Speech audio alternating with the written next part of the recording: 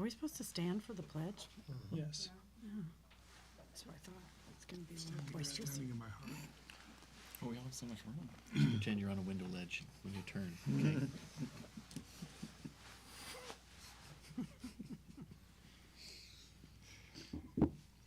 All right, welcome to the big debate. Thank you for being patient and waiting for us as we worked out a few technical difficulties, but we've got them worked out and we're ready to have a big debate tonight. My name is Ben Edel. I'm the founder and CEO of Free Oregon, and you can learn more about Free Oregon at freeoregon.us. But before we go any further, let's do a Pledge of Allegiance.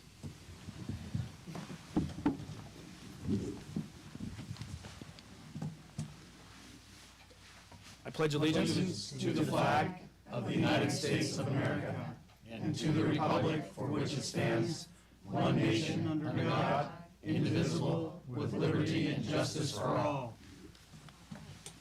Hoorah! Play ball. Hoorah! Bet they don't do that before the Democrat debates. Yeah. They don't know it. All right, listen, so I wanted to say a few words. I got a few minutes here, and then we're going to pass it over to Kristin and Krista, who's going to start going over the rules and everything else. And I'm really, really excited about this. But I just have a message to say. What you're seeing right now is how the people can push back against the establishment. We're doing it here. We're doing it now. This feed is streaming all over the place. It's going to be seen by thousands of people because these candidates right here are the people. And we have to stop voting for people that are perfect, that present themselves as having no history and no past, just wonderful politicians that will do no wrong. They're better than us. We vote for people that are better than us. We've been doing it for decades. And guess what happens? When they take power, they act like it. They act better than us. And so what we have to do is we have to understand that we have to vote for people who are just like us. People that have been hurt by the government, people that are trying to make a better life for themselves and for you. We vote for people that are like ourselves, that are already participating in the process. When we do that, we're going to have a much better state of Oregon. We're going to have a much better lives. We're going to have much more money. We're going to have much more freedom, and we're going to have much more choices. And that's super important.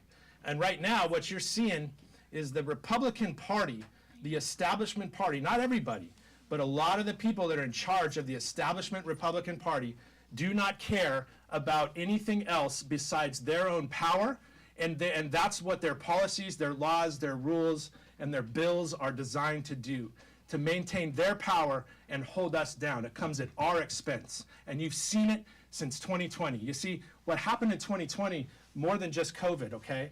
What happened in 2020 is that the legislature in the state of Oregon got a super majority. And the Democrat Party, and I'm telling you, there are Republicans, especially front-running Republicans, who have done and voted so similarly to the Democrats to maintain their power together. That's the infrastructure. But they had a supermajority, and the Democrats controlled all three houses of government. And we've seen the most insane social experiments since then. So we have to stand up to it. We have to stand up to it and stop it. This debate is really, I'm really excited for this. It's brought to you by Free Oregon, KSoK, Drunken Politics, and the Portland Feed. And let me just turn it over to you, Kristin and Krista. All right. Okay, so the rules. Here we go. Each candidate will be asked, they will pick a, oh my gosh, here we go. Things are so, okay. So there are going to be 6 rounds of questions. Table 1 will answer 4, and then table 2 will answer 4, and so on. Each candidate has 2 minutes to answer each question. You will also see 3 lifeline tickets in front of you. Each ticket represents 1 minute of time, and that can be used for whatever you want. Do you want to rebuttal someone? Do you want to defend yourself? Do you have a better answer? You can use them anytime, and if you want to blow them all at once, you can do that too. To use those little magical tickets, just erase the yellow paper in front of you, and when the candidate's done answering the question, you can have your minute. Answer based on what the question means to you. We will not clarify the questions for you, so just answer it. We will reread it 1 time, and we have gavels, so if you get out of line, we're not afraid to use them. All right. Awesome. All right, I'll go ahead and take your All right, welcome, and thank you everybody for showing up. This is really exciting. Okay, so for the introduction, you do get 1 minute to introduce yourself, but we also had, I mentioned an icebreaker earlier, we also did have a interesting question come through from one of your constituents. And let's help him out and get his name out there. Lester Horton was very excited to submit this, and he truly wants to know. So again, you have 1 minute, and you want to introduce yourself, but also address this. He would like to know if you would rather fight a horse-sized duck or 100 duck-sized horses. All right, and we can go ahead and start with Leon. Hi, my name is Leon Noel. I am a Libertarian candidate. I will be on the ballot. I am running unopposed in my party. And to answer that question, that is a really good question. You can either have one giant duck or a whole lot of tiny horses.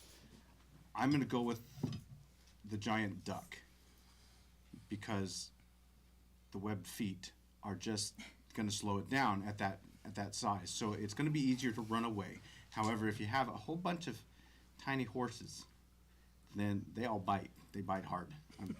I think I'm over that. Thank you very much. All right, Amber.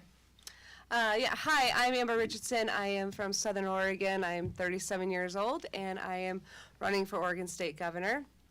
And I'm really excited to be here today because I'm a very action-oriented candidate, and I can't wait to talk about that. To answer that question, I am going to go also with the duck because I think it'll be a lot easier to just wring one neck. All right, Bill, you're up. I'm Bill Sizemore. I put like 25 measures on the ballot, cut taxes by billions of dollars. And I am a Duck football fan and a Beaver baseball fan, so I get to win a lot. So I'm going to choose the Ducks on that one. All right, Brandon. Good evening, everyone. My name is Brandon Merritt. For the thousands of people here in the auditorium, I'd just like to get a Let's Go Brandon chant going on. Thank you very much. So, Oh my God, I thought we were going to do it. great first question. I would say, just based off the fact that I would probably have Derek Clevenger as my security, I'm going to go with one large size duck, or I should say, what was it, horse? A horse-sized duck. Okay, yes. horse-sized duck because I'm much more agile than he is. So I'm going to be straight on the run and let him deal with it. But thank you so much for having me here. All right, excellent. All right, Bridget. Hi, I'm Bridget Barton, and I am a relentlessly optimistic Republican outsider. And by that I mean I've not held political office. I'm not a politician. I don't have any baggage. I have nothing to lose, and I will work relentlessly for the people. I have 30 years of experience, and I am a rock-solid Republican. I'm endorsed by Oregon Right to Life, by members of Timber Unity, by sheriffs, by countless businesses across the state, and most recently by Lars Larson. You know, I would rather go to war with the duck-sized horse because as a hobby, I actually break horses, so I'm kind of used to dealing with those big animals and getting them under control. Excellent. All right. Thank you, Bridget. All right, Nick. Well, I'm Nick Hess, and I'm not a politician. I'm just a CEO here from Portland, you know, looking to make real changes for the state of Oregon, my home. You know, it's been struggling for a long time, and I just want to see it back on its feet and people winning again. And I would have to go with the duck-sized horse because you could probably just push it over. I mean, you know, little legs. All right, Mark. All right, I'm Mark Thielman, and former school superintendent, and I'm the guy who kept school open during COVID and kind of made me, put me out in the limelight. And, you know, it's fascinating when you think about it because keeping your school open during COVID is a lot like fighting 100 little horses, which is why I always carry a bucket of grain. Now, I would choose the duck, but I think the bucket of grain isn't enough for a horse-sized duck. So I'm going to go with the 100 horses, and we'll placate them, and we'll have them trained in no time. Thank you, Mark. Paul. My name is Paul Romero. I am the one and only Constitution Party candidate for Oregon Governor. I'm a 10-year Navy veteran, and let me tell you what, I'm a firm believer in project manager over politicians. We've had way too many politicians in office, which is fundamentally why we do not get anything done. In the meantime, I'm also a rugby player, 55-year-old rugby player. And what I'll tell you is this, between the big ducks, horse-sized duck, I've got to admit, that'd be pretty good tackling practice, you know, but with the duck-sized horses, I get a lot of drop kick practice in. So, you know, I look at it as an opportunity to grow on either side, so I'll flip a coin for that one. Have to have an answer. Oh, so we'll take the duck-sized horses. All right, all right. Love it. That was fun. I got to use my gavel. Thank you for that. No worries. All right, well, we're going to start. We're going to go left to right here. And so we're going to, Leon, go ahead and draw your first question. No point in reaching. Are we putting these back afterwards? It's a really good question. I would say no. Just put him in Yeah. that little cup. In the discard cup. Okay, I've got number 2 here. That's my favorite number. Sure. All right. What are you going to do to ensure the Oregon Health Authority doesn't go overboard again? That's a lovely one. And the answer to that is actually I don't know. But I can tell you where I would start. The first thing that we have to do is cut their budget. We don't need to be paying somebody $500,000 a year to tell us what to do. That's not their job. Their job is to make sure that our Oregon health plan is managed appropriately. If we've gotten to the point where there is more duties associated with that, we need to take that, we need to put it on a ballot initiative. We need to send that back to the voters. We need to apply it that way and let the voters decide how we're going to deal with it. But the first step is going to be defunding them. It's going to be taking the money away and making it and eliminating positions and creating an opportunity for anything to happen naturally. One of the other ways that we can do that is because OHA was not only the problem, the state weaponized OSHA. OSHA does not need to exist anymore, ever. We have unions that OSHA was supposed to replace, and that took all of the power away from the unions, and we don't have workplace dangers like what happened when unions started forming and when OSHA was actually needed. We don't need an enforcement agency to step on the toes of our people. With that, I'm going to end what I'm saying, and I'm going to point out that our timer is off. I thought that there might be something. Thank you for pointing that out. Christina, I'm sure will come up and make sure that that is good to go. Meanwhile, we can move on to Amber if you'd like to draw your number. Can you reach it? You just pick one for me. No, yeah. How do you use that lifeline again, just real quick? You just say you want to use it, but The yellow card. Okay. Just hold it But- up. Like if you wanted to answer to Yeah. that Yep, question. Yep, just You go can ahead do and it hold right it up. now. Okay. Just go for it. All right. All Amber's right. going to use her 1 minute lifeline to. To the OHA Yeah. question? Yeah. yeah. Yeah, I'd like to answer to that. So with the OHA, what I'd like to say is we need to get rid of OHA, actually, because that was appointed by Kate Brown, and we didn't need it 9 years ago. I was born and raised here in Oregon. And so for me, I'd like to get actually rid of OHA, and I'd like to use those buildings for our mental health facilities. I'd like to use those buildings for our also inpatient treatments. I do think that we could govern ourselves when it comes to our personal health because I am in healthcare. So I do think that we don't need the OHA to tell us what we can and cannot do. I think that we had a lot of what happened with what Governor Brown did, where she told us that she loves to appoint these boards to tell us what we can and cannot do with our health care. And I think that one of the things that I would like to do is get rid of the OHA. So that's one of the things that I'd like to say to that.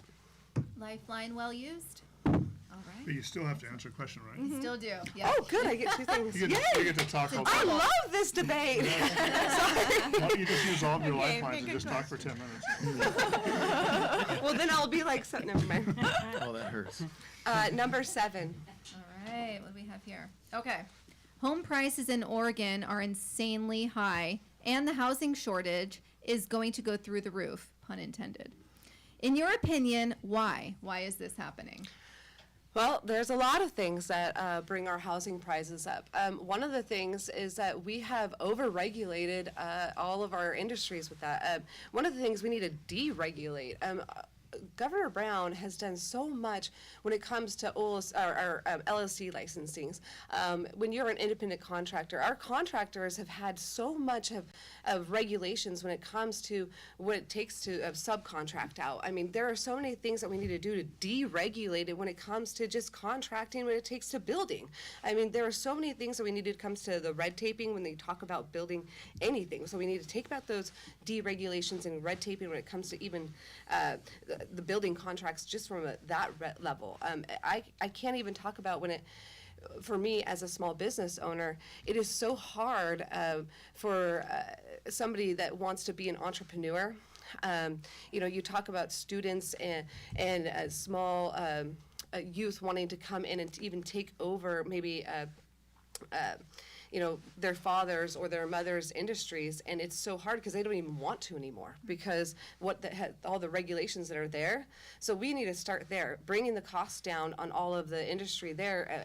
Our inflation is so high that we need to bring costs down with, gosh, it is so, there's so many things that we could do when it comes to deregulation that we need to start with deregulating first. We need to deregulate our costs, bring the licensing fees down in that industry first. That's the first thing. Don't zone our property lines. Those are the things that we can start first on a business side of it. Thank you very much. All right, yes. All right. Lifeline. Lifeline. Lifeline granted. I love this. 50-50? No, Yeah. I'm going Phone a lifeline. friend. Ask the audience. No, thank you. I'm Bill Sizemore.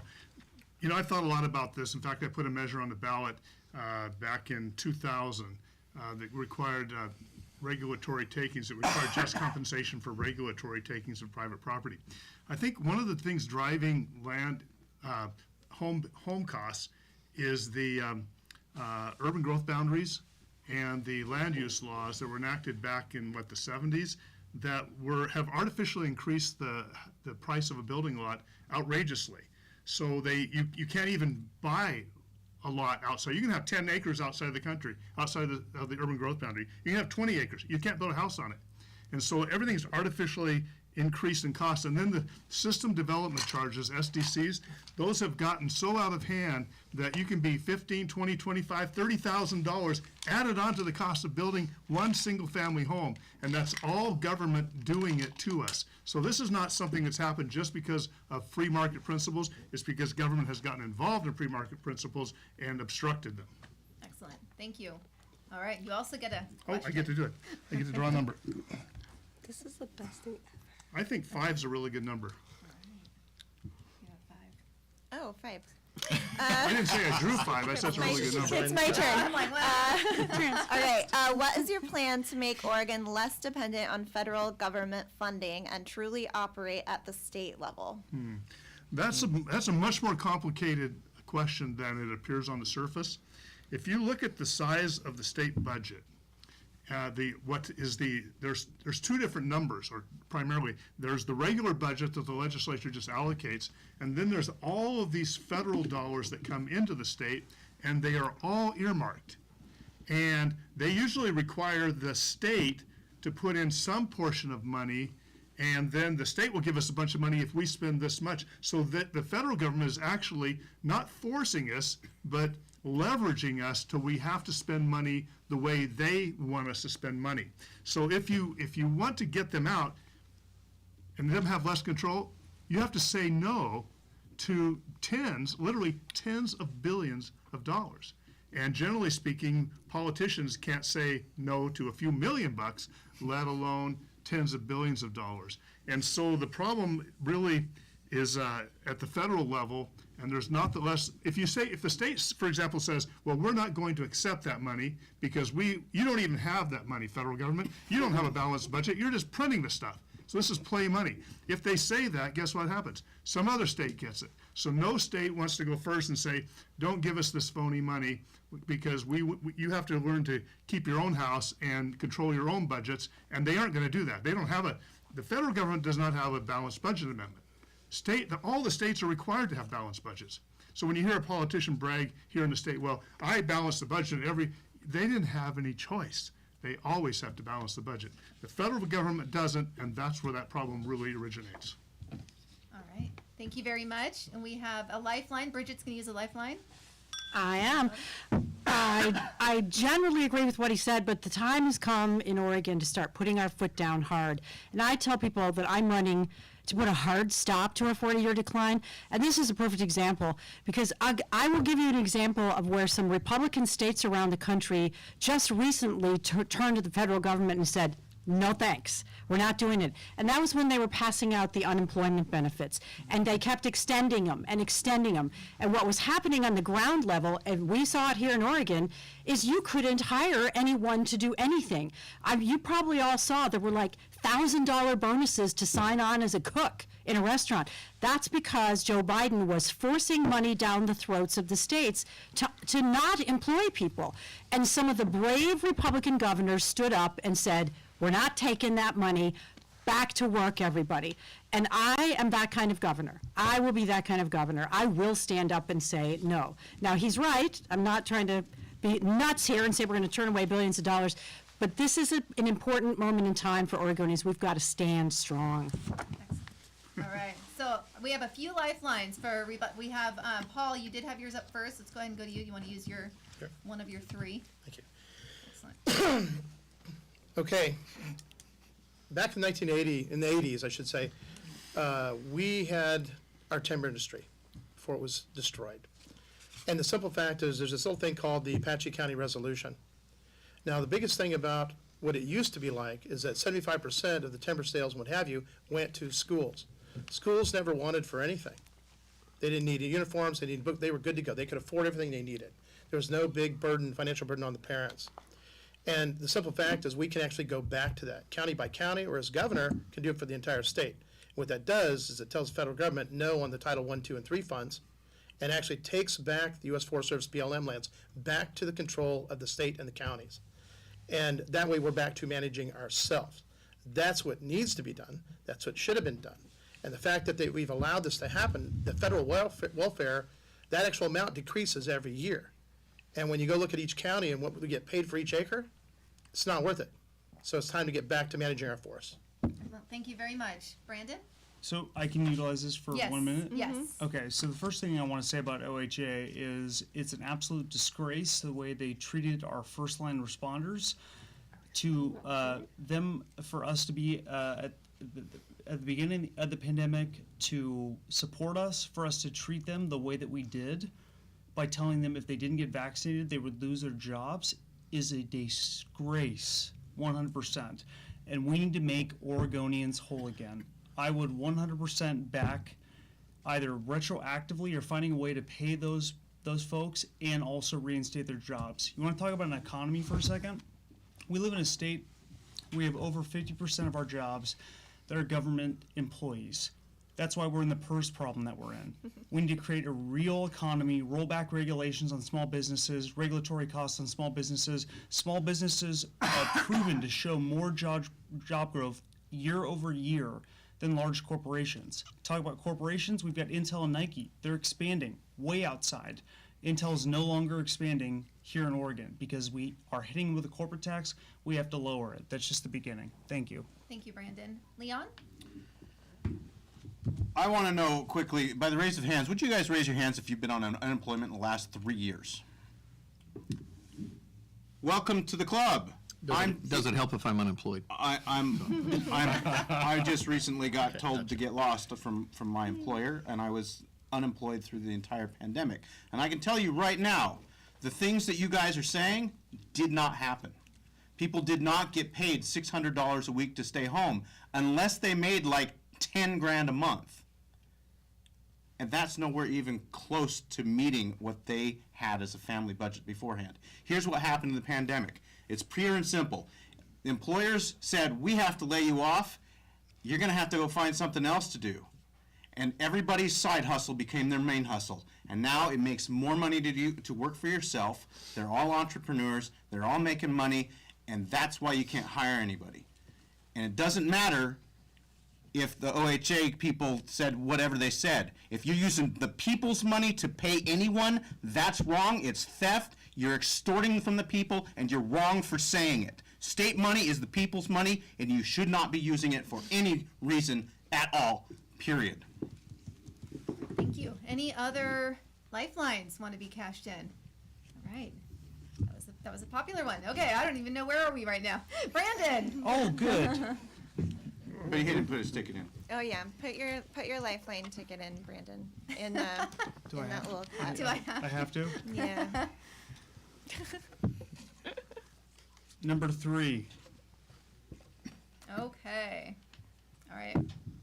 Oregon has allowed crime to go wild in its larger cities. Why do you think that is? Without straight blaming Democrats as a whole, what specific policies do you feel led to this? One, I don't believe we should ever be using the terminology Democrats. It's Democratic leadership. That is what the issue is. Never alienate the voter. That's part of the party. Measure 110. Did it have good intent behind it? I don't know. But I think the people that voted for it believe that it did. It wasn't that Measure 110 in its entirety wasn't something that could be beneficial. It was the execution of Measure 110. The fact that we've got $270 million that sit with the Oversight and Ethics Council. Well, why? Because they're dealing with internal quarrels? Have you ever sat on a council? Have you ever sat on a committee? That's all you deal with is internal quarrels. We have a responsibility to, one, allow law enforcement to do their jobs. We do not give them unconstitutional stand-down orders like we have. We've put them, which is already at a high-risk position, in a higher risk position than they are in. If we go back to the basics in terms of allowing law enforcement to do their jobs, if we don't put the cart before the horse and we actually have the facilities and the money in place, which the taxpayers have already paid for, to actually give people services that they need that will help the problem, which is what we're dealing with, which is a mental health crisis here in the state of Oregon. Thank you. All right, thank you very much. Any rebuttals? I knew we'd have one. All right, Nick, cash it in. There's so much more to that. I mean, it comes down to a lack of people wanting to work for police departments anymore. So we have a shortage of police officers galore, which has led to lack of community engagement. The number one program that has left our sheriff's office, our local police departments, is community engagement because they were short-staffed. So they got rid of community engagement, which is the number one thing that keeps people honest, I feel like, and builds trust around a police department. And without trust, nobody wants to stop committing crimes because they don't trust the police. And in regards to Measure 110, the reason why the money hasn't been allocated is actually Certificate of Need. Certificate of Need inside Oregon Health Authority has blockaded every mental health facility that has tried to access that funds. There's literally one mental health facility that has been, or is supposed to be approved and allocated those funds in the Dalles that is still pending full funding in the next 4 years. But they're the only Certificate of Need approval in the last 3 years, which is atrocious when we have a mental health crisis. Thank you. Oh, Mark, I did I just see a lifeline? I can't.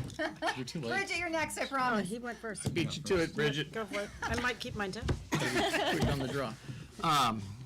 So real quick, just so I'm Mark Thielman, and there's a lot more to this. So there's an agenda at play that is being implemented by progressive leadership, and it's part of the 2030 agenda. So what you do is you create and sow division. You start riots, and you call them mostly peaceful. You let the rioters out of jail while jailing the patriots. You get the mayor of Portland and the city council to defund the police, and you make life generally untenable for business owners and small business people, and you do that long enough while deifying or demonizing the current president at the time. And what you get is what we're seeing now. Thousands of people moving out of Portland, the metro area, into the smaller communities all across the state, which is part of the conspiracy and the plan, if you will. I don't like to say conspiracy, but I know a lot of rural communities. I visited hundreds of them all over this state and every county in the state. And all of them are seeing urban people moving in, and they bring different values and different perspectives, and they want to automatically change the rural way of life. This is part of that cultural division and divisiveness, which is why we need a politics of unity. We need to bridge the urban divide, and we need a strong Portland. All right, thank you, Mark. Bridget, do you want to keep yours? I will. I think All right. it is such an important problem. It really is. To talk about. I guess I'm too loud. Well, to start with, we've defunded and demoralized the police, absolutely. But we've also completely misidentified the problem with homelessness. We don't have a homeless problem, we have a substance abuse problem. And every sheriff I've talked to across the state, and it's lots of them, have said that crime, substance abuse, and homelessness are intertwined, and substance abuse is at the base of all of this growing crime. For the last 30 years, we've had this ridiculous model that clearly doesn't work, that's drawn more substance abuse into our communities. And what have we seen at the same time? The crime rate soaring. And this last spike that we've seen goes right along with ballot measure 110, which I will make sure we get on the ballot to have it overturned. Because parents groups, treatment advocates, and law enforcement people would like to see that repealed. They know it doesn't work. It's going to be the death of Oregon because of the crime rate. And as for the application of the funds, the reason the funds can't be allocated well is because it put cannabis tax towards this. Well, cannabis is not legal federally, so no federal Medicaid and Medicare funds can come in to be used. So you cannot use that money for treatment. You got like 99.9 in. Excellent. All right, thank you guys very much. Bridget, your question. Okay, I can keep talking. Yeah. I don't know if it's lucky. Number 4. All right. Everywhere you look in Oregon cities, you see homelessness on display. Specifically, what do you feel led to the severe issues throughout our state? I should have saved my lifeline. Yeah. So, as I said, well, I'm going to start with this. A lot of people know this by now, but not everyone. I'm 40 years in recovery from alcoholism. Started drinking at 14, stopped at 28. I was a round-the-clock chronic alcoholic, very close to being homeless myself. So when I look at what we're doing, I can see, and I feel it in my heart, it's not compassionate at all, completely inhumane. We are allowing people to commit slow suicide on the streets, and we need to flip this model because we're enabling these people to continue this life. So we need to flip the housing first model on its head and begin with building a database, which is easy. It's a simple inventory system, using available government buildings, so we don't need to spend money, just retrofit some of them, so that we have very low barrier shelters that then would be legal for law enforcement to go in and push them into those shelters. We treat dogs and cats better in Portland. If you've seen the facility on Columbia Boulevard, it's like the Taj Mahal compared to what the homeless are living in. So once you have that in place, then the money that's being used for so-called housing, we call it the homeless industrial complex, all the government jobs that have been created, the billions of dollars being spent in grants to these nonprofits to recycle these people, that has to be reallocated for treatment. We're number 2 in the country in substance abuse per capita and growing. Number 1 in meth and opiates. And number 50 in treatment beds per capita. This is government malpractice. I would flip that model immediately. I can tell you that once someone gets into recovery, you can buy your own darn house. And I have. And I know, and everyone I know who's gotten into recovery and moved forward is able to do these things without government intervention. Thank you very much, Bridget. All right, Paul. One of the things is that they've been importing homeless here into Oregon from all kinds of states. And I think the first thing we're going to have to do is actually identify those and send them back and let their governor know they get to pay for that trip back.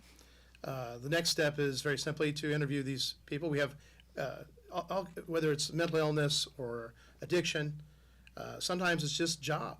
Can't actually, I've met an entire family, both parents work, but they can't afford housing. 4 months of housing rent to get into a place isn't part of their what they could do. Now the next thing is that with that, come on, I just lost my train of thought. With the homeless, I was told by a homeless person, said, the way to fix this, we actually have a good program for homeless to get them off the streets and everything. Problem was, he said, is you need to e-verify. He said, we have so many illegal immigrants in this system, it jams it up. It took him 5 years to get on the program. And when I met him, he'd been in the house for 2 weeks. He said, I'm finally in the system. moving forward, I'm not going back. All right, thank you very much. And I did see Leon, you put your card up first. All right. This is a hot topic. This is not the state's job. 100%, we should not be allocating any funds to homeless. The problem here is that nobody's bothering to talk to the homeless to find out what's going on.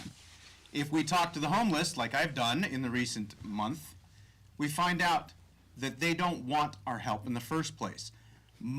A small majority want to just live life and not have to be tied down by anything.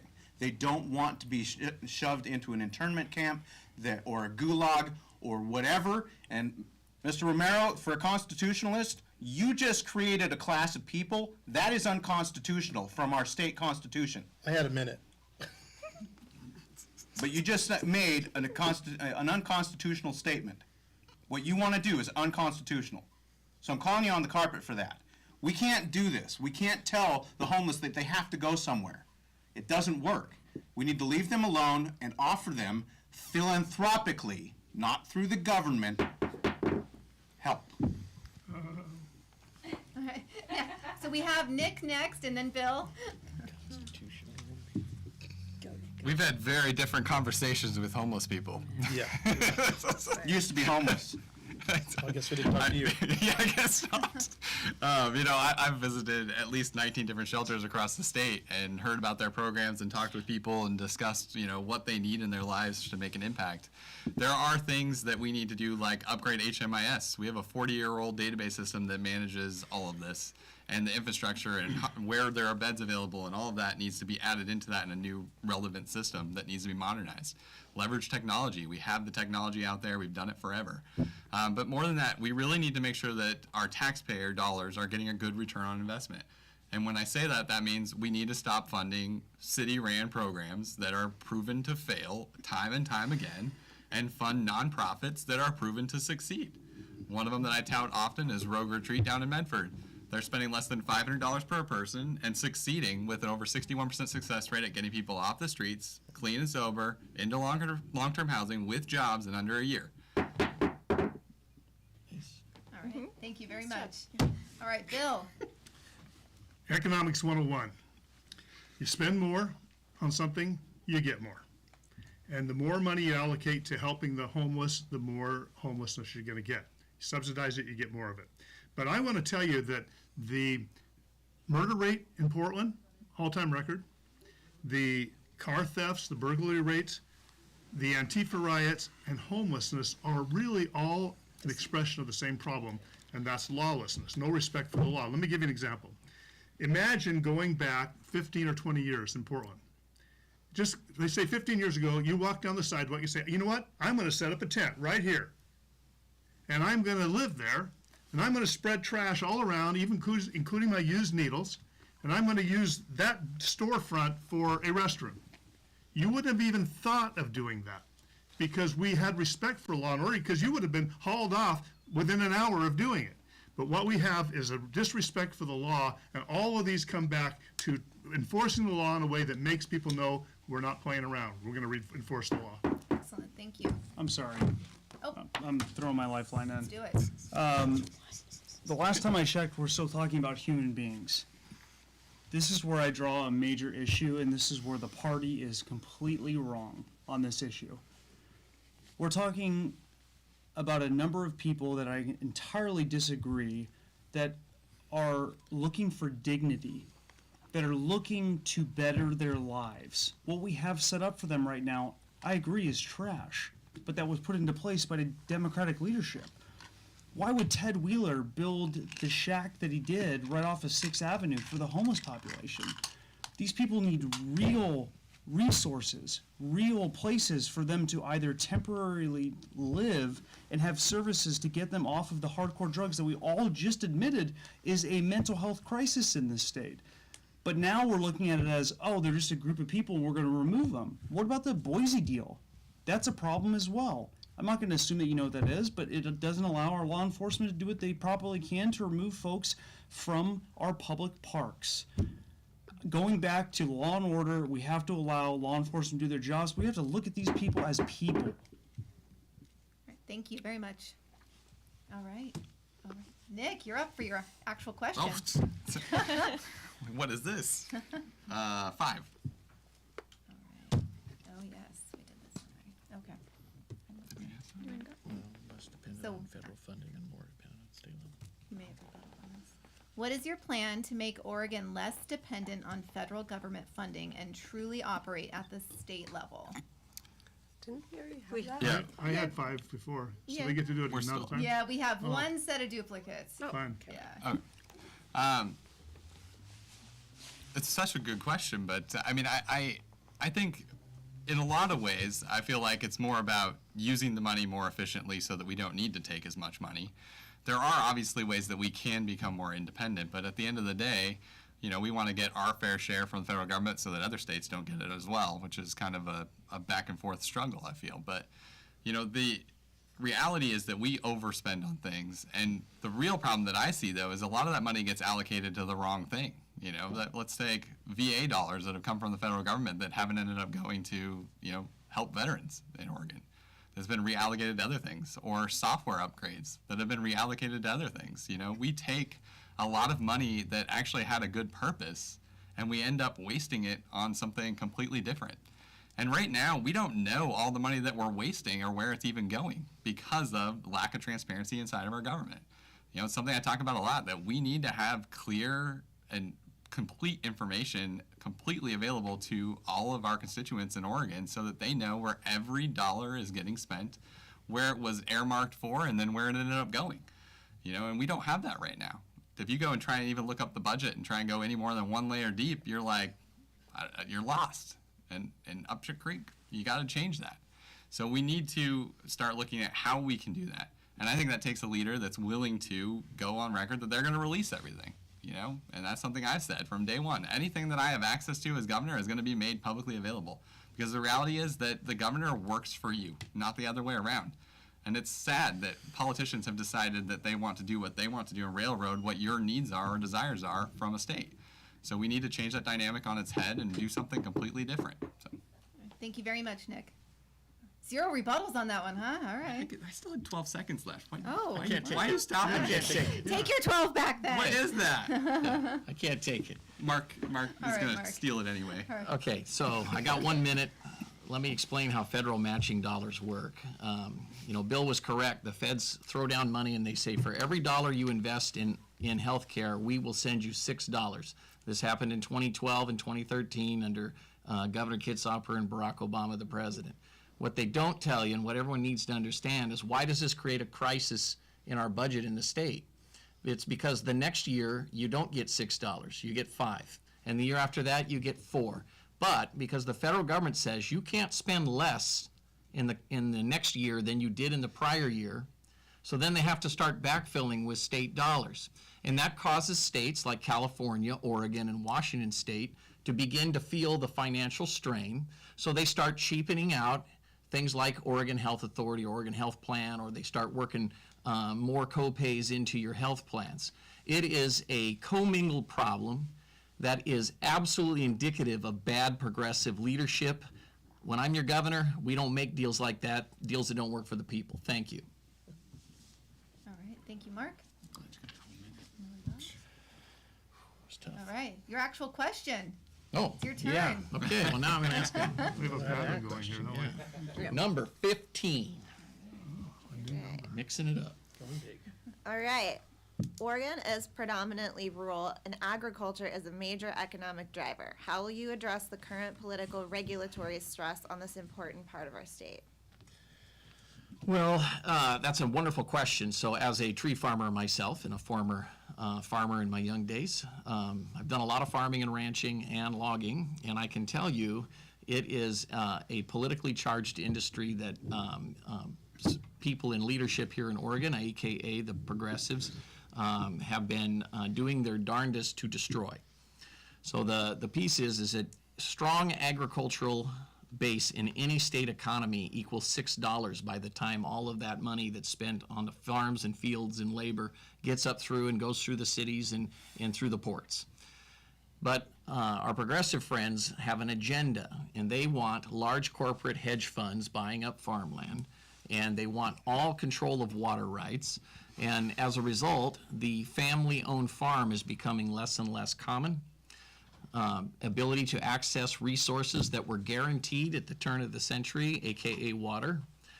This government has been putting a lot of hurt to a lot of people, barring them from drilling wells or expanding water, forcing them to create or install expensive systems, or in the case of places like Madras and Deschutes counties, they literally say, you just don't get the water this year.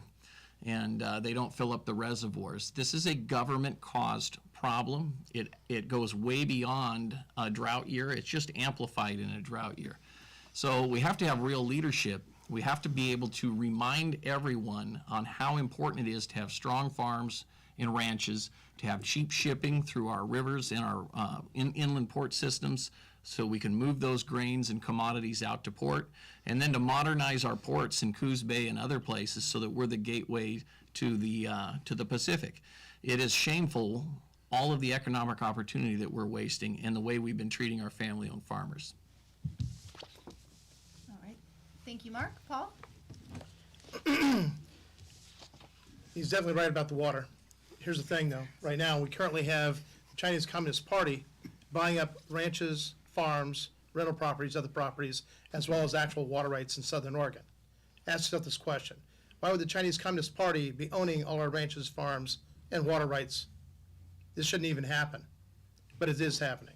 Here in Oregon, they've been poisoning the well by basically creating an environment that we don't want to be in, importing all the homeless, what have you. And then the next thing they're doing is they're actually drying the well. This drought that we currently have here in Oregon is intentional. The Bureau of Reclamation has been dumping water out of the reservoirs on purpose, claiming it's to rinse the riverbeds. Since when do we need to rinse riverbeds? We don't. Now, you go look at a natural lake in this state, they're full. The rivers, creeks, streams coming out of them are doing fine. However, they've been maintaining the river levels out of these reservoirs. That's why we have that added drought, not to mention the water that's no longer available to farmers. We have orographic cloud seeding to fix this, but fundamentally, we got to shut down the Bureau of Reclamation and turn that around. They're literally doing the opposite of their job. Thank you. All right. You get your question.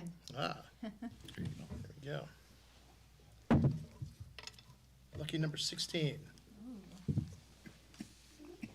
Okay. Currently, Oregon education test scores rank 48 out of 50. What changes will you make to prioritize the education system?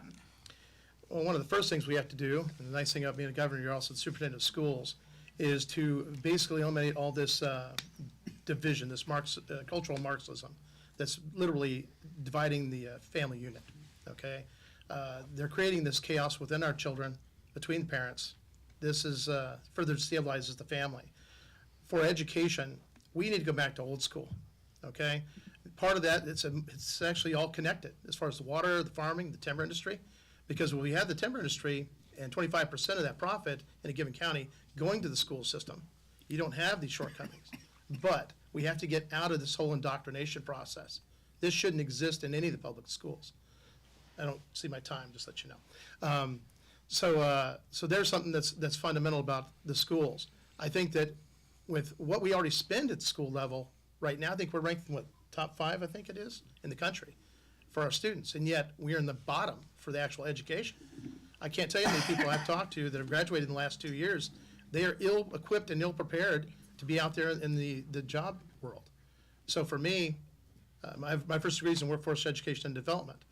And a long time ago, I wrote a program for a school-to-work program. Well, that school-to-work program can be used for not only juniors and seniors in high school, but also these juniors, seniors, people that graduated already in the last 2 years to help them out as well, but also potentially even our homeless population. Not to mention some of the adults that, well, have had to kind of look for a new career. But fundamentally, we still have to get jobs back in Oregon. All these things are interconnected. They're all interrelated. And I think that's one of the biggest things that was shocking to me as we mapped this all out. The water, the farmers, the ranchers, the timber industry, it is all connected. And they're literally trying to get people to leave the state of Oregon. And that's why I keep asking people, hang on there. We got one more shot at this before I have to go and fix the state of Jefferson. So that's what we need to do. Let's fix this, take Oregon back. Thank you, Paul. All right, Amber.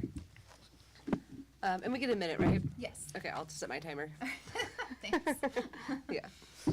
And the question was about our education. So one of the things that I did is on my campaign tour is that I feel that our students don't even know what our constitutional rights are, you know. And so one of the things is I love is teaching our students what their constitutional rights are so they can stand up for their constitution. So I did a freedom band, right? This has our constitution on it, has their Bill of Rights on it, their HIPAA rights on it, things like that, so it can start getting our students to stand up for their rights. So one of the things is that we need to get in there and take action now and start showing our students more. You know, one of the things is that, you know, we've seen the indoctrination. I am 37 years old, and it said, you know, Milton Friedman was out there, and he said it takes 20 years, right? 20 years. I am 37, so I went to college at 17, and now 37. I'm going back on those college campuses, and it is a complete flip of the script now. They are not being taught what they were when I was in college. And we've got to change that. We've got to give their parents their rights back with what their students are being taught, and we've got to start K through 12. CRT, Kate Brown snuck that thing in. We've got to do an executive order on that and get no CRT in our schools. We don't want it, and that has to be written day one. Sorry. Darn it. Thank you, Amber. Just so you know, I knew the it. All right, timer Mark. isn't I was waiting. Okay, I'm out of Really? You didn't lifelines. have it up yet? All right, lifeline, Mark. So as a public school superintendent and the only declared conservative superintendent in the state of Oregon, very lonely place, I can tell you, not only do we have to get rid of the CRT, but we have to go back and restore parents as the determinant in the education system. And that means that we have to create a completely different approach. So not only do we teach reading, writing, math, we stop confusing kids with ideologies or telling them what gender they could be. There's a reason why we don't let 5-year-olds drive, okay? And we shouldn't be confusing them about their genders, especially in grades K through 4. It is the parents' place to handle that. It is the school's place to teach how to think and not what to think. And it is critical that we elect a governor who can take ownership of the education system. The governor has tremendous power and authority over all schools in Oregon, and we need to elect the right one with the right perspective that's going to restore things like the Constitution and implement healthy curriculums that cause kids to love their communities, love themselves, and look forward to being an adult. Thank you. Bill. I'm saying goodbye to my last All lifeline here. right. Oh, Bill. R.I.P. I can't pass this up. The biggest problem with public education is teachers' unions. Forgive me, it's not teachers, it's teachers' unions. There are good teachers and there are bad teachers. But that doesn't matter to the teachers' union because they control the system. One example of that, and I'll say it as quickly as I can, when the vaccine came out, who did Kate Brown give the vaccine to first? The elderly? The ones most vulnerable? No, she gives it to school teachers. And she doesn't even require them to go back into the classroom. So that just illustrated how much control they have of the system. If there's layoffs at a school, budget cutbacks, do they keep the best teachers? No. They keep the teacher who has been there the longest. Because the teachers' union demands that seniority be the guiding principle in everything. How much they're paid, doesn't matter if you're a good teacher or bad teacher. You've been there the longest, you get paid the most. If there's layoffs, if you are been there the longest, you stay. Even if the young one, the new one, is the best teacher in the whole world, they go. Teachers' unions are ruining public education. All right, thank you very much. All right, have we completed round one? Oh, all right, we've got a rebuttal. that guy. Let's do it. I've used all 3 in the first round. Me too. Use them. So, my feeling on this is that the problem, we've all said it at one point or another, parenting and educating our kids starts in the home. I am the only candidate that is offering a direct $7,500 tax credit to you, the parent. You yank your kid out of the public school system. If you're a private or homeschool parent, you can apply that $7,500 tax credit. Private school, charter school, you can utilize that credit. And finally, when we go back to quarterly funding basis, superintendents and school boards will feel that hit, and you, the parents, will have a voice again on your children's education, period. Good idea. Thank you very much. All right, round one has ended. This is exciting. All right, let's go ahead and offer up do we want to offer up a Excuse me, I need 3 more lifelines. Yes. 3 more lifelines. Anyone want to take a quick break, because we do have commentary happening in the back, and we can shoot our cameras over there, and if anyone needed a Bill minute. says multiple times he has to use the restroom. I'm not saying that. My Mark did. catheter's not even full yet. All right. I'm taking it we're all good to keep going? Yep. All right, excellent. All right, Leon. I'm going to Oh, start it's us my turn off again? with the new question.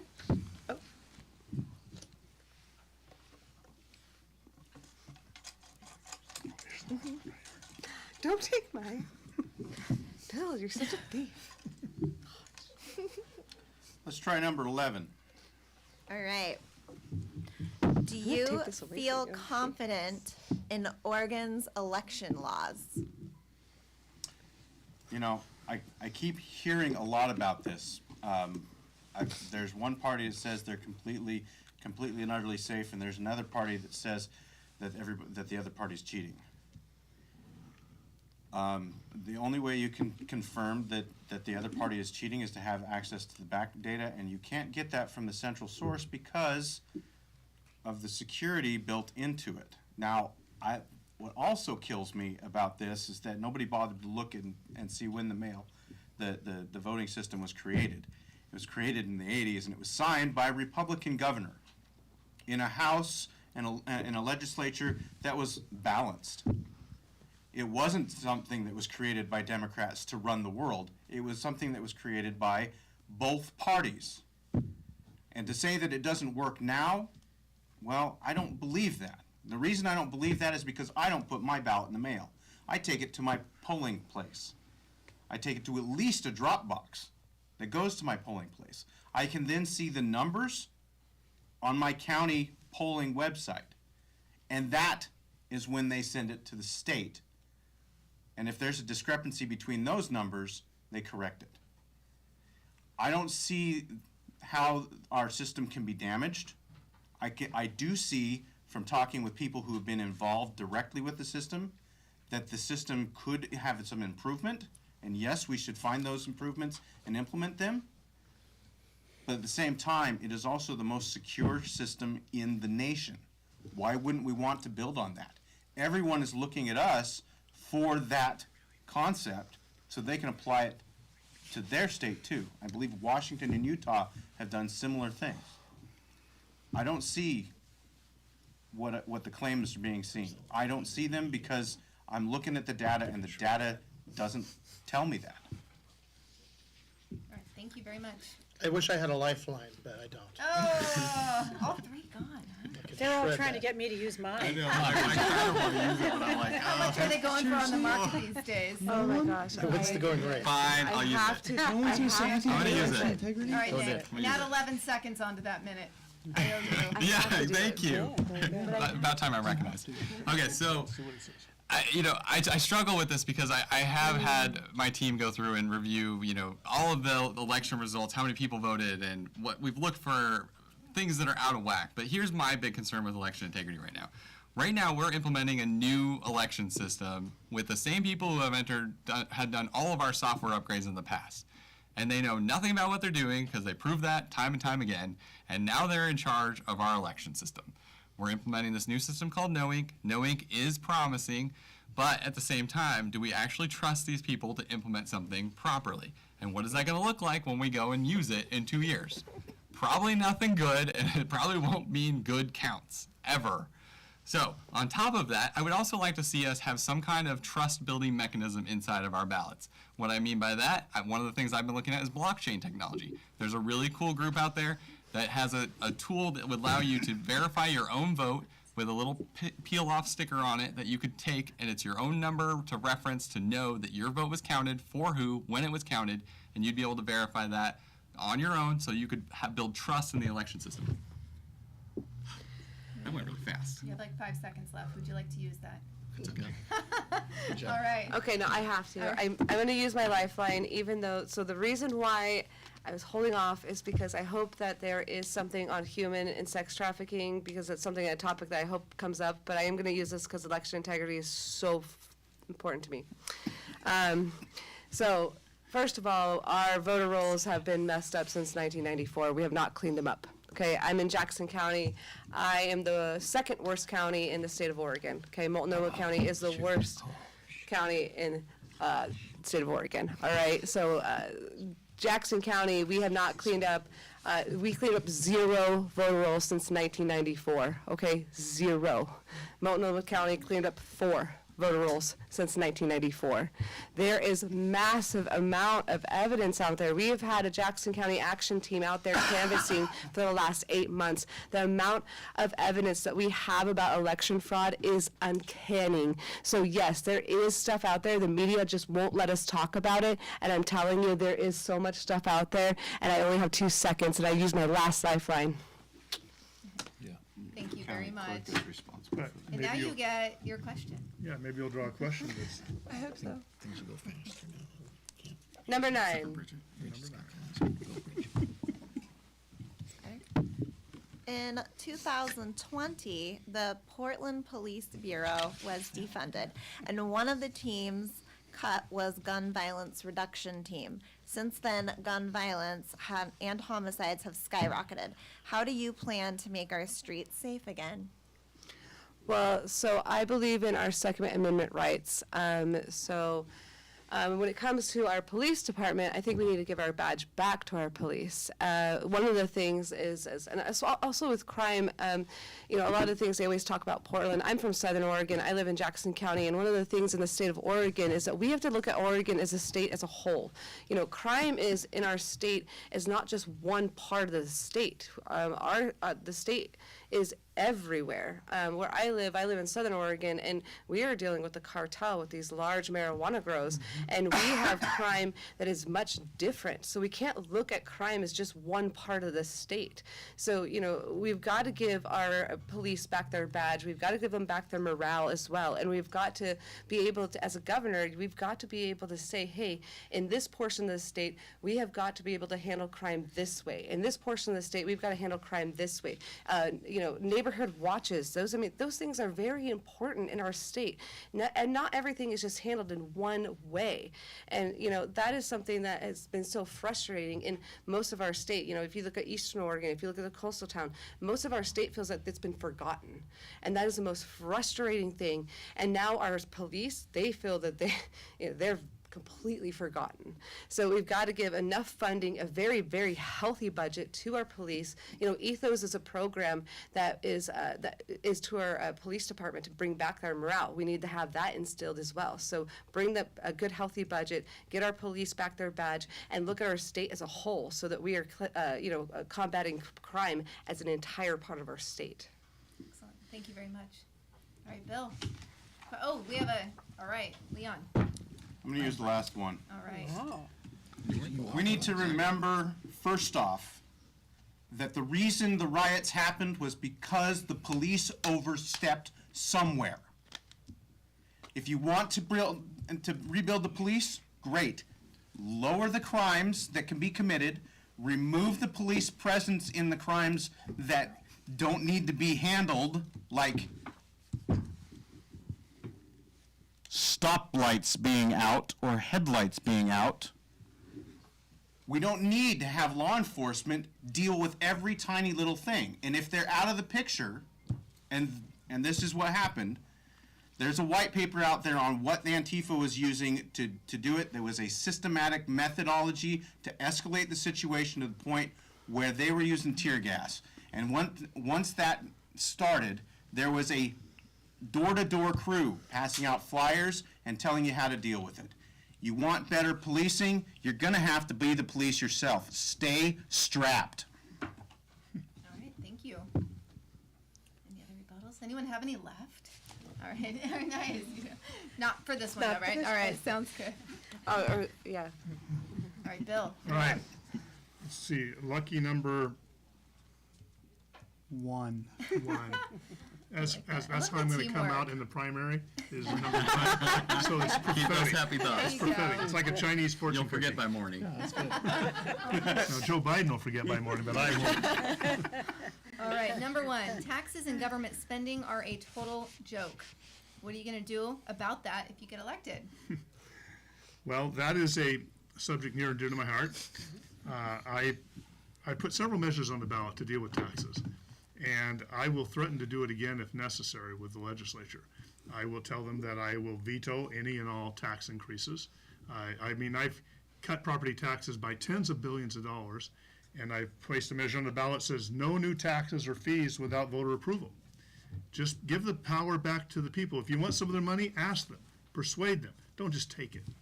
And the legislature, I believe there's going to be a good, strong red wave in Oregon this year, but I don't think, I would be surprised if it sweeps Republicans into control of the House and Senate. So it's more likely that we're going to have more of the same coming out of Portland and Eugene with efforts to increase taxes, because no matter how much money you give them, it's never enough. And I will make it clear at the beginning of the session, in fact, on Inauguration Day, if they haven't got it already, that any tax increase you pass, I don't care what the excuse is, any tax increase you pass, I will veto it. And I mean that not because there are not times when government needs more money for a specific thing, but if they need more money for a specific thing, then move money from something that's not as important over and allocate it to that more important thing, not go back and continually harass the taxpayers for more and more of their money. And I put a total of 25 measures on the ballot, and in fact, I put a measure on the ballot that made federal income taxes fully deductible on your state tax return. And it was kind of funny because I just thought that was a good idea. Why would you be double taxed? The legislature totally panicked. They said Sizemore's measures got $1 billion price tag. $1 billion. If you don't double tax people, that's how much money they're collecting. And so they panicked and they said, we'll put our own measure on the ballot, and we'll split the vote so Sizemore's measure doesn't pass. Their measure passed. Mine failed, and now we can deduct $7,000 instead of $3,000 because of a measure of mine that got defeated. So, I'd like to make them play that game.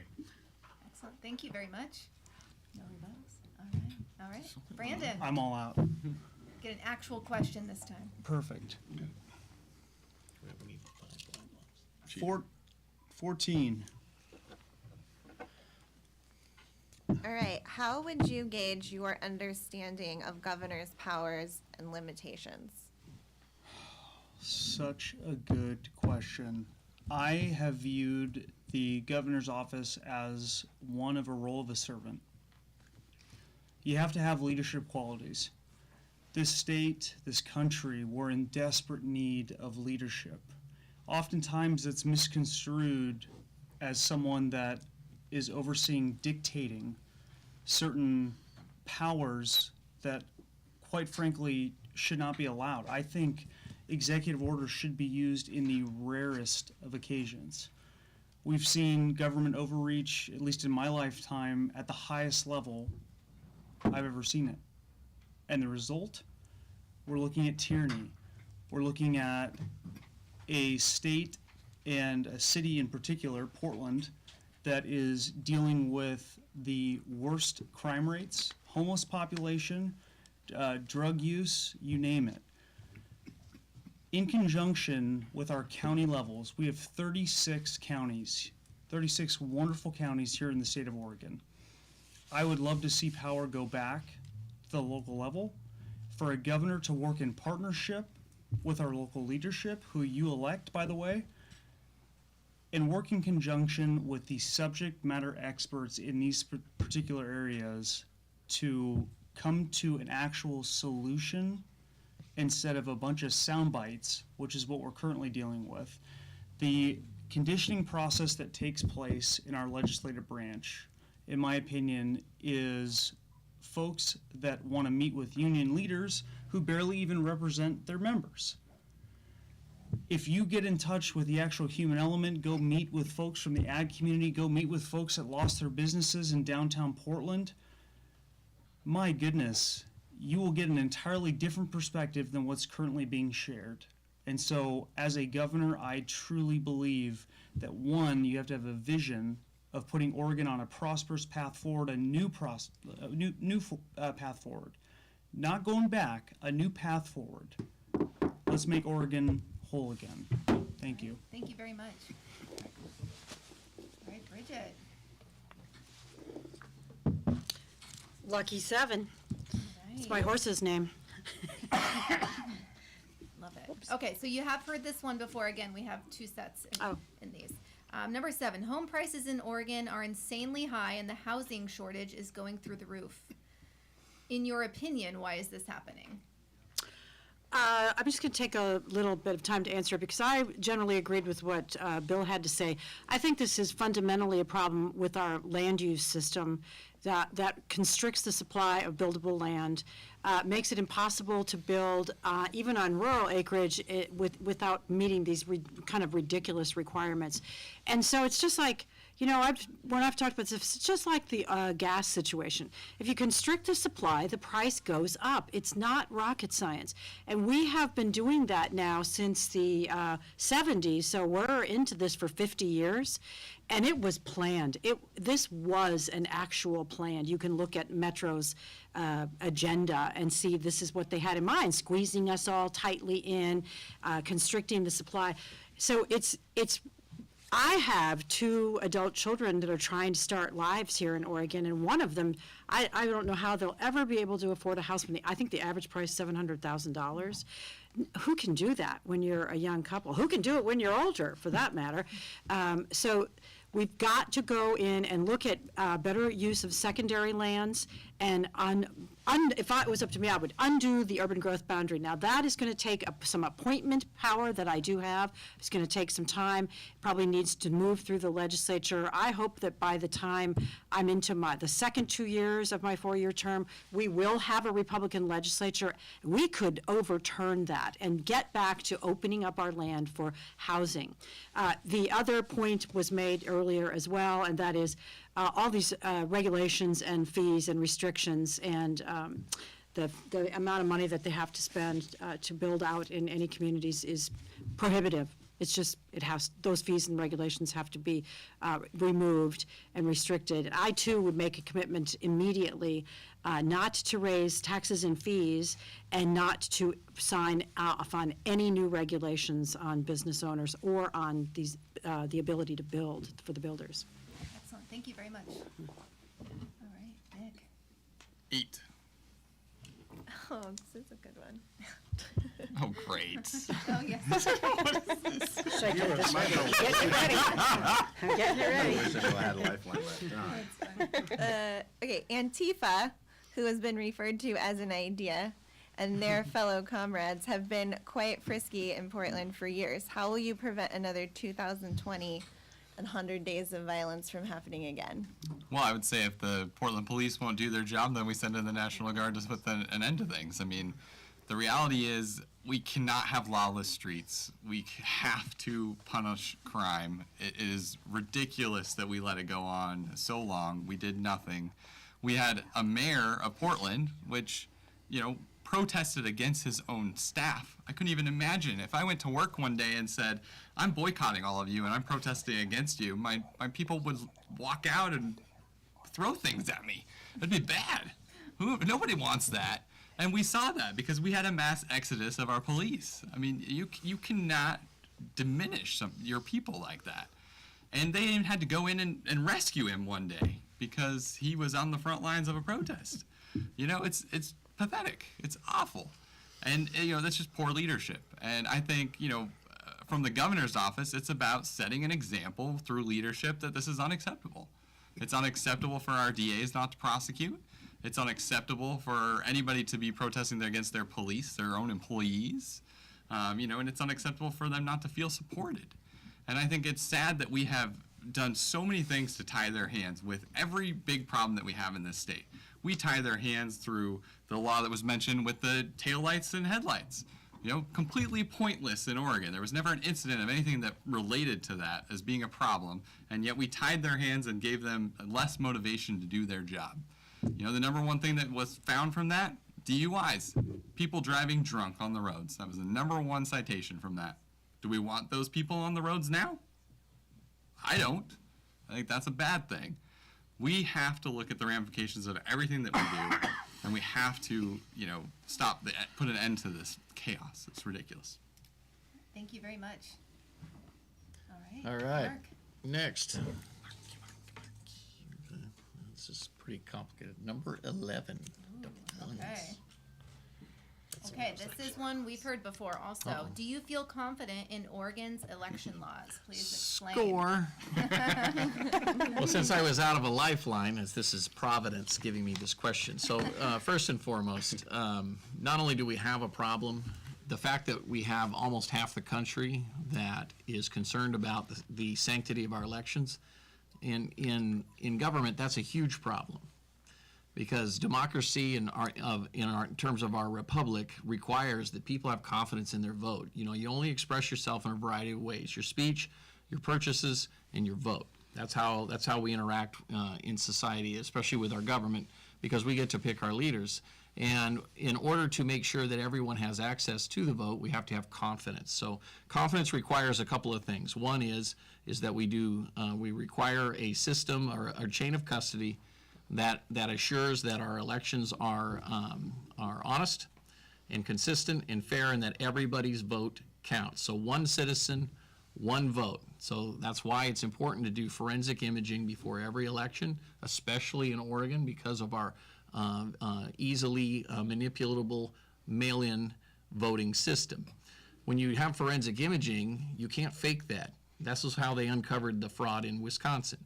One county clerk did forensic imaging, and they were able to compare it to post-2020 election, and it blew the doors off things because the algorithms were changed, apparently through a thermostat on the wall, Wi-Fi. This is a huge, huge problem. So when I'm governor, I want to propose something a little more creative. One, we go to voter ID. We do it for everything. Even when we file our taxes, we have to say this is who we are. So it's really silly to make arguments that it suppresses the vote. We can have a very liberal but positive absentee system for those who still need to do mail-in voting. And we do a holiday so that everything shuts down and the whole state gets together and does local precinct voting in person, so our young people can see people exercising their democratic right to vote. Thank you. Excellent. Thank you very much. All right, Paul, you are our last question of the day, and then we'll move to closing remarks. Try to get the election one again. Oh. I gotta Okay, use number my life. 13. Well, you can use that to talk about whatever you want. 13. Oh, 13, pardon me. Understanding the governor's work across party,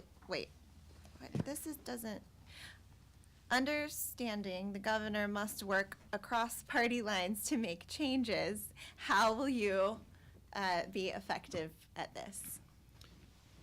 Well, one of the biggest things is this. We have this little thing called the Constitution. It's one of the reasons why I'm part of the Constitution Party now.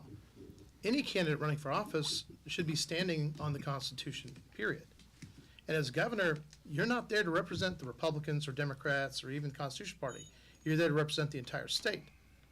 And for me, I put together this contract with Oregon, which is basically a commitment on my part to every Oregonian what I'm going to do when I get there. Everything that I'm going to work towards. I'm actually calling the shot. And traditionally, we've always had politicians, but the fact is we don't need politicians. We need project managers, people who actually will step in and get the job done. We have seen too much of the worst politicians in the state of Oregon.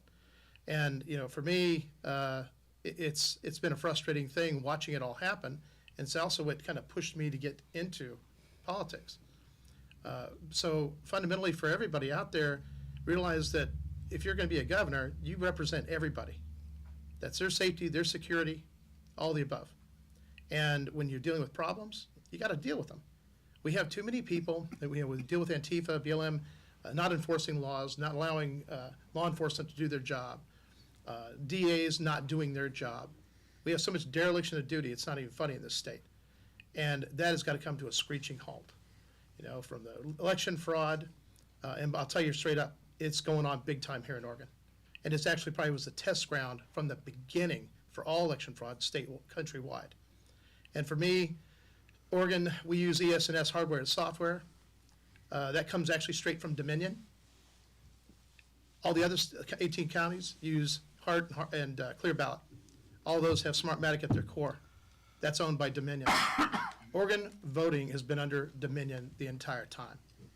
And they've been cheating in Democrat primaries, Republican primaries. So we've lost good candidates everywhere.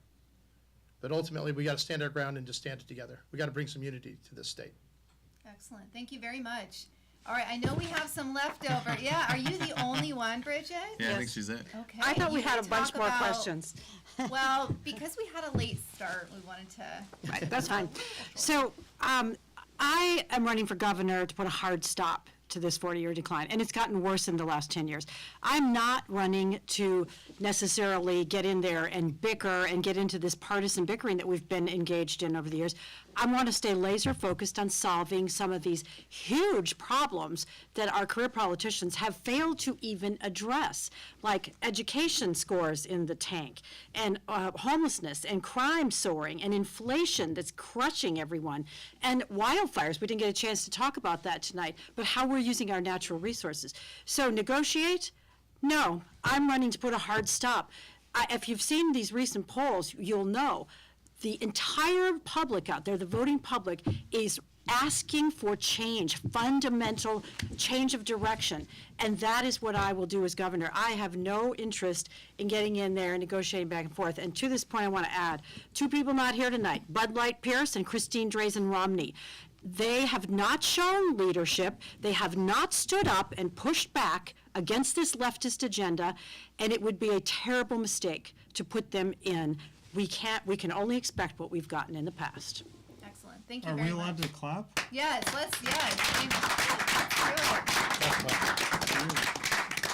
Very much. Sitting ovation. The great Yeah. closer. All right. So for closing remarks, anything, like Amber, you mentioned trafficking earlier, anything you want to address, you get 1 minute. Anything you want to address that you didn't get to? Is this our closing remark for the night or just For the something night. for the night? Yes. we're Closing starting remarks for the with night. Well, we Amber. can go ahead and start with Leon. Okay. You're up. Oh, thank you. So, if we remember the story of Robin Hood, Robin Hood robbed from the rich and gave to the poor. What he was actually doing was robbing from the government and giving the money back to the poor. You cannot be Robin Hood if you're going to spend money, any money. You have to plan on being the guy who spends no money. The budget is accessible to all of us. It's on the internet. We can go and access it anytime we want to. If you don't believe me, I've read it. Go look it up. It's on the OLIS website. The second point that I need to make, your safety and security is your responsibility first, law enforcement's second. If you're not willing to defend yourself at all times, law enforcement's going to take 7 to 14 minutes to get there in the best of circumstances. And in the case of the hostage situation in Portland, they did not show up, and the hostage takers had an hour and a half. You can find my platform, setoregonfree.com. Excellent. Thank you very much. All right, Amber. Yeah, I just want to say thank you guys so much for letting us do this. We've been very much censored a lot. I'm not the only one that feels that way. One of the things I really wanted to touch on today was about human and sex trafficking. I am in the southern part of the state, and I know people have felt this in most of the state as well, but in southern Oregon, we are very infiltrated. I work a lot with One's Purpose, but this is something that is dear to my heart to really kind of put a stop on this in our state. So please go to Vote Oregon First for Amber.com. Again, that's Vote Oregon First for, like the number 4, Amber.com. And I've got a lot of things I'm working on. I'm a very action-oriented candidate. I've got my Freedom Band. I've got the Triple Bravo Band for our veterans, and then we've got the new band that's coming out, and it's People Aren't Products, and it is going to be the Boycott Slavery Band, and that's going to be there to bring resources to stop human and sex trafficking. So please pay attention to me, and don't keep your eye off me, and stay tuned. All right, love it. Thank you. All right, Bill. Bill Sizemore. With 1 minute, it's going to have to be pretty broad strokes. I am enthusiastically and unapologetically pro-life, and I am pro-Second Amendment, believe in people having the right to arm themselves and legally. And I believe Oregon's desperate for someone who will support law and order and let the police know they have their backs, and someone who will with concern address the homelessness crisis with compassion, but at the same time, make it clear, whatever choices we give you, you have the right to make it, whether it's treatment for mental illness or drugs. You do not have the choice to stay here illegally camping, because we'll give you a place. And I think Oregon's desperate for somebody right now who's tried, tested, and proven, will not back down to the public employee unions or the radical Democrats, and is not afraid of editorials that will condemn them. I've had all those, and it didn't budge me a bit. All right. Excellent. Thank you very much. Hey, Brandon. So Brandon Merritt, running for governor, thank you so much for having me here tonight. I genuinely appreciate it. What I want to say is that I understand the two-party system sucks. And I know most of you feel that way, which is why the non-affiliated voter is officially the largest registered body of voters. 2.8 million voters, you're the largest. So what I'm asking from all of you is to know that you have until tomorrow to go to the Secretary of State's website to change your registration from non-affiliated to Republican to vote for me, to push me forward in the May 17th election. 37 years, folks. We've been on the wrong side of it. It's time for change. I'm not talking about 1 to 2 paths. I'm talking about a third path that is putting Oregon on a prosperous path forward and officially making Oregonians whole again. Thank you very much. Check out my website, merit22.com, or makeoregonwholeagain.com. Thank you. Thank you very much. Excellent. Bridget. Well, I'm Bridget Barton, and I am a relentlessly optimistic outsider in this race. I have 30 years of experience as a conservative advocate, and you know, you have a lot of candidates to choose from. You have to decide two things. Who do you trust to actually do these hard things, get results, and turn things upside down? But second, and this is equally important, who can win the general election? Well, my history shows I am not afraid to do hard things. And as far as winning the general election, I'm endorsed again by Oregon Right to Life. I'm supported by the Oregon Firearms Federation. I have endorsements from members of Timber Unity, from multiple businesses across the state, and I'm endorsed by Lars Larson. You know, people are looking for an outsider, someone who will fight for them fearlessly and relentlessly, and I will do that for you. I'll stay focused on the issues. And I have a message for the career politicians. The people of Oregon want their power back, and I'm coming. Thank you. All right. Excellent. Thank you. All right, Nick. Thanks. I'm Nick Hess. And, you know, Oregon doesn't need any more politicians. Oregon needs a CEO. And that's what I bring to the table. CEO-style leadership to get things done. Getting things done isn't about dictating the other way like we've been done to forever by Democrats. It's about finding ways to work together to actually make changes that last beyond a 4-year term. You know, right now, a lot of people just want to make executive orders. And executive orders end up, we've seen this time and time again in our presidential elections, just go away after 4 years, and you end up with the same thing you had before, and it flip-flops. That's not lasting change. I want a better life for my 9-year-old son. I'm doing this to give him that because I care about my home. I've lived here all my life, and we are in shambles, and we need a leader that can pull us out of that. But we also need a leader that is electable. You know, to take off of Bridget's thing, you know, electability is important. And having somebody from the Portland metro area is the key to that. You know, we keep trying to run rural candidates and things like that, and the reason why they can't win is because they don't pull the independent voters over to their side, and they don't relate to the general big population in Portland. We have to pull those into our side, and we have to approach them with open arms and listen to what they're saying if we want to make real change. VoteHess.com. Thank you. Thank you, Nick. All right, Mark.